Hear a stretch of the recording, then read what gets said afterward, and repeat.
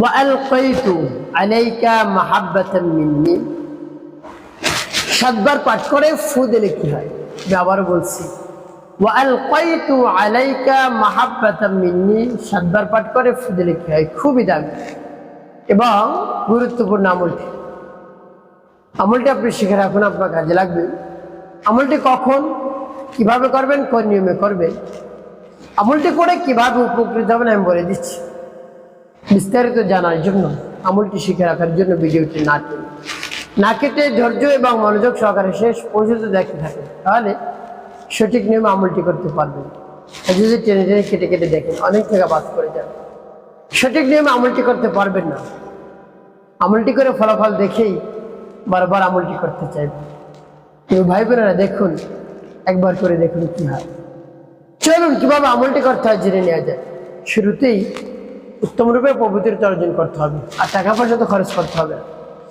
পবিত্রতা অর্জন করে উত্তম পোশাক পরিধান করে নির্জন জায়গায় বসবেন, কিবলামুখে বসে দুনিয়ার সব ধরনের চিন্তা ভাবনা দূর করে আমলের দিক মনোযোগ নিয়ে আসবেন।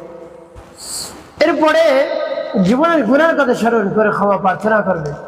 হ্যাঁ আল্লাহ, জীবনের গুনাহ খাতাগুলো মাফ করে দিয়ে অন্তরকে পাক পবিত্র বানিয়ে।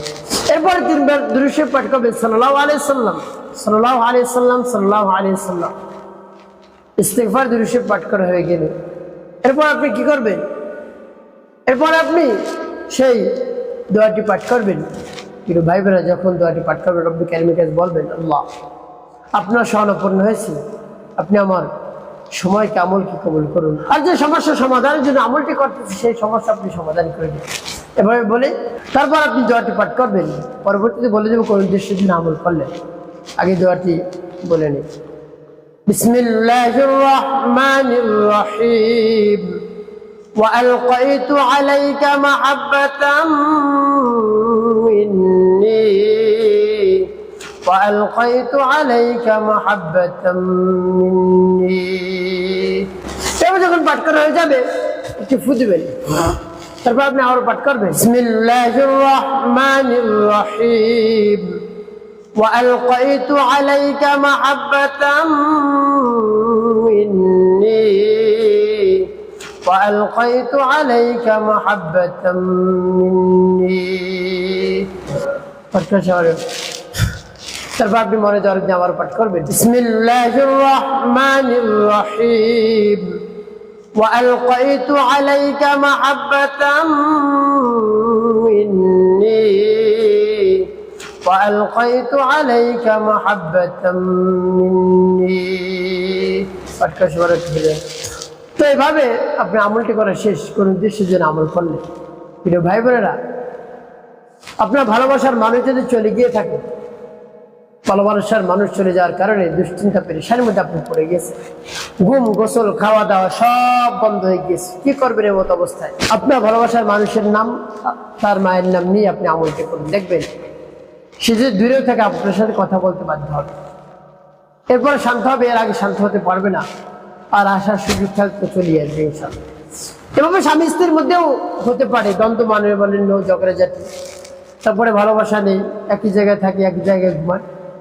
একটি কাজ করতে হবে, যখন দেখবেন স্বামী বাধ্য হয়েছে, স্ত্রী বাধ্য হয়েছে, একটি কাজ করতে হবে উভয়কে, যেটি করলে আর ঝগড়াঝাটি হবে না, মনোমালিন্য হবে না, একজন অপরজনকে পাগলের মতো ভালোবাসবে, একজন অপরজনকে ছাড়া যেতেই চাইবে না, একজন অপরজনকে ছাড়া কিছুই বুঝবে না, শুধু ভালোবাসা আর ভালোবাসা দেখবে।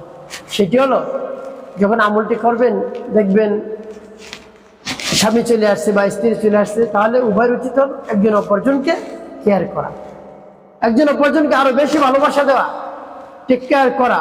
তারপরে স্বামী কি করবে? বেশি বেশি উপহার উপটোকন দেবে তার সাধ্য অনুযায়ী। স্ত্রীও তাকে ভালো ভালো কিছু খাবার বানিয়ে খাওয়াবে, যে খাবারগুলো, যে কাজগুলো সে পছন্দ করে স্বামী সেইগুলো করবে। দেখবেন স্বামী পাগলের মতো ভালোবাসবে স্ত্রীকে, স্ত্রীও স্বামীকে পাগলের মতো ভালোবাসবে। আর কারোর দিকে তার নজর যাবে না। যদি এভাবে সংসারের মধ্যে হয়, এভাবে ভালোবাসা যদি স্বামী স্ত্রীর মধ্যে থাকে, কাউকে আর পছন্দ করবে না। শুধু দেখবে শয়নে স্বপনে, শুধু দেখবে স্বামী স্ত্রী, স্বামী স্ত্রীকে দেখবে, স্ত্রী স্বামীকে দেখবে, আর কাউকে দেখবে না। একটি কাজ আপনাকে করতে হবে, 5 ওয়াক্ত নামাজ আদায় করতে হবে, মানুষের কল্যাণে খিদমতে কাজ করবেন। অবশ্যই আপনার জীবন সুখময় হবে, শান্তিপূর্ণ হবে, ইনশাআল্লাহ।